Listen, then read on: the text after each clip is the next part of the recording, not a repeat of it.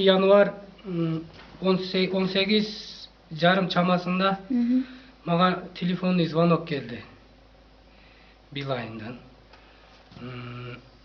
Ушундай жакшысызбы деп сурашып, тез болуңду сурашып, таныдыңызбы деди. Анан жок, сен кимсиң десем, мен кичинекей бажаңызмын деди. Анан мен ойлонуп, мунарсың десем, мунармын. Ушундай бажа 4-класста окуган баланы төбөлөп кеттим. Жардамыңыз керек болуп атат, финансы жагынан. Сизде акча жок эмес, бар деп. Шентип ыйлам сурап, шоковый алып окшоштуруп сүйлөдү да. Анан мен бирок телефонду өчүрбөң дейт. Телефонду өчүрө, болду мен азыр эки жака чалып сурайынчы десем, телефонду өчүрбөй барып сураң дейт. Үйлөрүнө барып, акчасы бар адамдар. Акча жок эле. Анан барып кантип сурайм мен, кантип табамын десем, ушундай шарт коюп атат мага милициялар азыр. Өчүрбөй угуп туруш керек экен. Мен азыр зорго көндүрдүм, мени кое берет экен. Акча берсеңиз. Анан операцияга да акча беришим керек болуп атат. Баладан көп кан кетип калды. Дегенден анан мен айттым, мен антип акча таба албайм дедим. Мен телефонда чалышым керек контакттарга.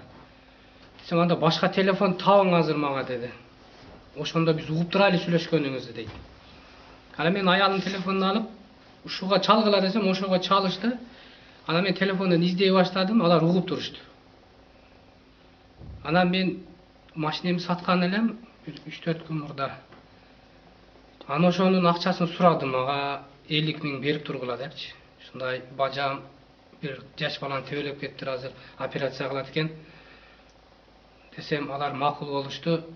Барып алгандан кийин булар айтышты, ушундай бир таксиден бери бересиз, милициялар ушундай шарт коюп атат.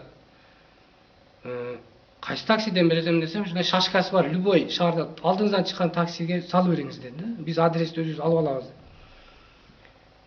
деп ошентишти. Анан кийин бир Бергбай деген машине туруптур. Ошо таксиге келди.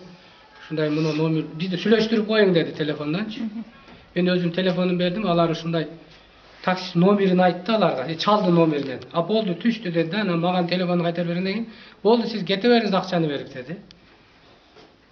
Мен машиненин номерин карап калыпмын, анан дальше таксинин номерин да алып алыпмын. Бир өзүнчө бир гипноз болду да жана жердечи. Анан үйүмө келгенден өзүмө келдим да, чалсам, бажам үйүндө эле чай ичип отурган экен. Сиз ошол телефон чалганда бажаңыздын үнүнөн тааныбадыңызбы? Мен бажам менен көп сүйлөшпөйм да. Анан мен шоковый состояние, аялым деле укту үнүнүнчү.